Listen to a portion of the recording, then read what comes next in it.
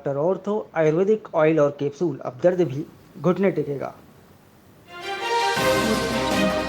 बिलासपुर के तारबहार वार्ड उपचुनाव में 30% मतदान दर्ज। जिले में 4 स्थानों पर उपचुनाव जारी।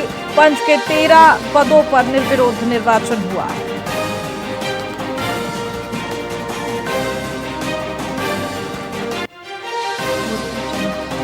नायब तहसीलदार से कथित मारपीट मामले पर कर्मचारी संगठन भड़का। विधायक विवाद के बाद फेडरेशन की चेतावनी, अधिकारियों पर हमले नहीं रुके तो आंदोलन होगा।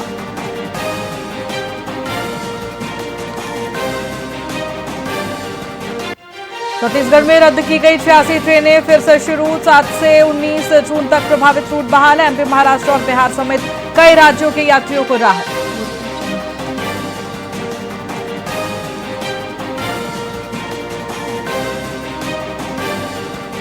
युवा कांग्रेस चुनाव में सदस्य बनाने की जंग तेज। वीडियो अपलोड कर नए सदस्यों की सहमति जरूरी। एक सदस्य ऑनलाइन प्रक्रिया में 6 वोट डालेगा।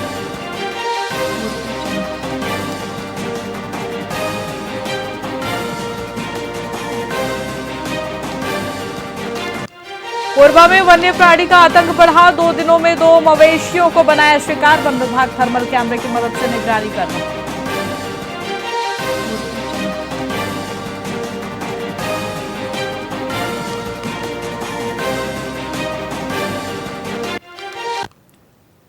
नमस्कार, मैं आपके साथ खुशी गोस्वामी। वीआईपी न्यूज में आप सभी का बहुत बहुत स्वागत है। रुक करेंगे खबरों की ओर। बेमेतरा से एक अनोखी शादी की मिसाल सामने आई है, जहां विधायक दीपेश साहू ने मुख्यमंत्री कन्या विवाह योजना के तहत 24 अन्य जोड़ों के साथ पारंपरिक बैलगाड़ी में अपनी बारात निकालकर सादगी और संस्कार का संदेश दिया। मुख्यमंत्री विष्णुदेव साय की मौजूदगी में संपन्न हुए इस विवाह ने समाज में फिजूल खर्ची और दहेज प्रथा के बढ़ते चलन के बीच एक नई राह दिखाई है। बारिश और तेज हवाओं के कारण विवाह स्थल पर शुरू में अफरा तफरी मची, लेकिन मौसम के शांत होने के बाद प्रशासन ने राहत की सांस ली। यह अनूठी शादी अब पूरे प्रदेश में चर्चा का विषय बनी हुई है। विधायक दीपेश साहू जी को हम एक दिन मजाक में हम ही शुरुआत किए थे, ऐसे ही बैठे थे तो हम बोले यार एक आप शादी नहीं किए तो पहले शादी कर लो, और शादी भी करो तो मुख्यमंत्री कन्या विवाह योजना में करो तो एक आदर्श प्रस्तुत करोगे आप दूसरे लोगों के लिए। और हम धन्यवाद देना चाहेंगे कि हमारी बात को विधायक जी माने, दीपेश साहू जी, और आज मुख्यमंत्री कन्या विवाह योजना के अंतर्गत उनकी शादी संपन्न हो रही है। और हम सब लोग अभी नव दंपति को और बाकी भी और शायद 24-25 जोड़े हैं जिनकी शादी संपन्न हो रही है। विधायक दीपेश। जगतगुरु राम भद्राचार्य को लेकर वरिष्ठ कांग्रेस नेता चरणदास महंत के बयान के बाद उपजे सियासी विवाद में अब कांग्रेस ने तीखी प्रतिक्रिया दी है। कोटा विधायक अटल श्रीवास्तव ने बजरंग दल के नेता द्वारा महंत को देख लेने वाले कथित बयान पर पलटवार करते हुए कहा कि कांग्रेस अपने नेताओं का अपमान कतई बर्दाश्त नहीं करेगी। उन्होंने चुनौती दी है कि अगर किसी में हिम्मत है तो ऐसा करके दिखाए, कांग्रेस चुप नहीं बैठेगी। महंत ने राम भद्राचार्य को भाजपा का प्रचारक बताते हुए जगतगुरु मानने से इनकार कर दिया था, जिस पर हिंदू संगठनों ने विरोध प्रदर्शन किया।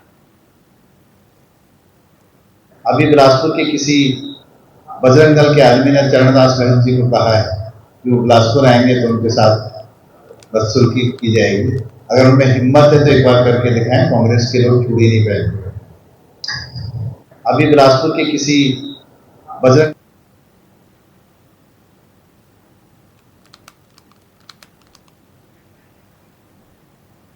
मुख्यमंत्री विष्णुदेव साय ने दुर्ग में आयोजित सुशासन तिहार के समाधान शिविर में 737 करोड़ रुपए के विकास कार्यों की सौगात दी।